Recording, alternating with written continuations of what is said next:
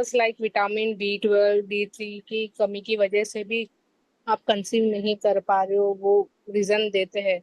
Like omega 3 means fatty acid का जो tablets रहता है वगैरह, वो सब चीजें। सो कुंभक के रिगार्डिंग आप बोल रहे हो तो ये सब चीजें की जो कमी है बॉडी में, लाइक हम लोग सनलाइट नहीं लेते, उसकी वजह से D3 की कमी हो जाती है। लाइक फिर B12 की भी बहुत सारी कमी होती है।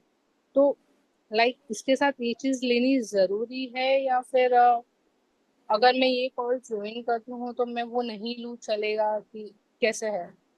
हाँ, विटामिन्स, तो आप लोग मुझे एक जवाब दीजिए। विटामिन, किसी एक विटामिन की बात करते हैं, जैसे कि कैल्शियम की ही बात करते हैं, बहुत सिंपल सा है। हाँ, हड्डियां कमज़ोर हो जाती हैं, ऑस्टियोपोरोसिस कहते हैं उसको। तो एक एक मुझे प्रूफ बताओ जो कि कैल्शियम खा के किसी का ऑस्टियोपोरोसिस ठीक हुआ हो। ऐसा एक भी एग्जाम्पल नहीं मिलेगा। अच्छा, जरा खाने के ही टर्म्स में, आप खाने से ठीक करने की बात कर रहे हैं, जरा याद कीजिए वापस से, मैं उसी टॉपिक पे आऊँगा। आपकी दादी क्या खाती थी और आप क्या खाते हो, ज़रा उसको कंपेयर करो। आपके पास जो अवेलेबिलिटी है ना, उनके पास वो अवेलेबिलिटी नहीं थी। ठीक है, सीजन में जो होता था वो भी, आप तो सब कुछ ले सकते हो ना। 12 महीने आपको सब कुछ अवेलेबल है। आपको लगता है कि जो पहले घर में औरतें होती थी, उनको तो दूध भी नहीं मिलता था, है ना। और जो अनाज जब पैदा हुआ, कभी अगर बहुत सूखा पड़ गया तो उनको खाने के बहुत तकलीफ होती थी। वो कुछ भी खा के वो गुजार देते थे। आप तो बहुत अच्छा खा रहे हो, फिर भी आपको कमी है विटामिन की।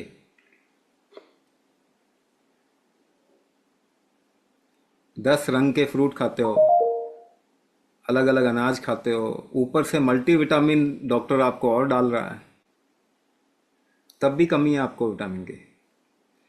तो अब आप बोलिए ना कि हम कुछ तो गलत देख रहे हैं ना, there is something wrong, something we are not looking at, कुछ तो नहीं देख रहे हैं। अच्छा, आपको मालूम है कई देशों में विटामिन बैन है। जैसे यूके में विटामिन आपको बैन है, अगर कोई डॉक्टर प्रिस्क्राइब करेगा तो वो सीधा जेल जाएगा। क्यों? क्योंकि विटामिन से कैंसर होता है।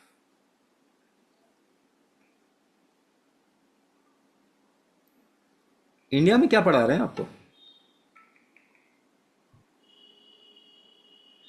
और डॉक्टर क्यों दे रहे हैं विटामिन?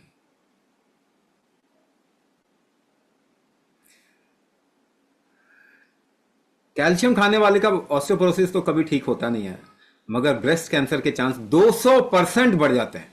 200%। क्या ब्रेस्ट कैंसर बढ़ रहा है दुनिया में? क्या वो विटामिन नहीं है जिसकी वजह से बढ़ रहा है? क्वेश्चन, मैं आपसे कह रहा हूं, क्वेश्चन करो ना, क्वेश्चन करिए। और आपका शरीर तो डेफिशिएंसी के लिए डिजाइन नहीं हुआ ना। इसको जो चाहिए वो अपने आप अक्वायर कर लेगा, हर चीज में से। उसका अब्जॉर्प्शन अच्छा होना चाहिए, उसका मेटाबॉलिज्म अच्छा होना चाहिए, उसका असिमुलेशन अच्छा होना चाहिए। ये होना चाहिए ना आपके शरीर का। उसके बाद तो आप एक अनाज खाओगे पूरी जिंदगी भर, कोई डेफिशिएंसी नहीं होगी। तो बहुत सारे क्वेश्चन मार्क है। कभी भी कोई भी सिंथेटिक विटामिन आपको नहीं लेना चाहिए, साफ बता रहा हूं, अभी तो बताया। Your body was not designed for a chemical intake. Chemical खाने के लिए आपका शरीर डिजाइन नहीं किया गया था। तो जिसे आप विटामिन बोल रहे हो वो केमिकल्स हैं, वो केमिकल्स हैं। तो क्या वो खाना चाहिए? कभी भी कोई भी केमिकल अवॉइड करना अच्छा होता।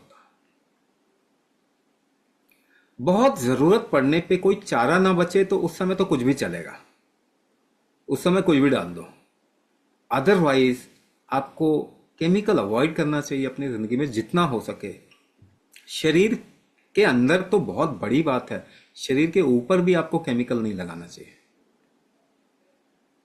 नहीं तो एक एक्सपेरिमेंट करके देखो, नीम का पेस्ट ना तलवों पे लगा लो रात को सोने से पहले। नीम का पेस्ट तलवों पे, पाँव के तलवों पे, सोल्स पे लगा लो, ऊपर से सॉक्स डाल लो, जुराबें डाल लो। सुबह जब उठेंगे ना, मुंह में टेस्ट आएगा नीम का,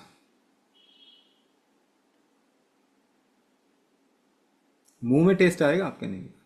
तो आप जो स्किन पे केमिकल्स यूज करते हो, आपको लग रहा है कि इससे थोड़ी कंसेप्शन को असर होता है, इससे थोड़ी मेटाबॉलिज्म को असर होता है, उससे भी असर होता है। तो try to avoid any chemical to maximum possibility. जितना हो सके उतना अवॉइड करने की कोशिश करें।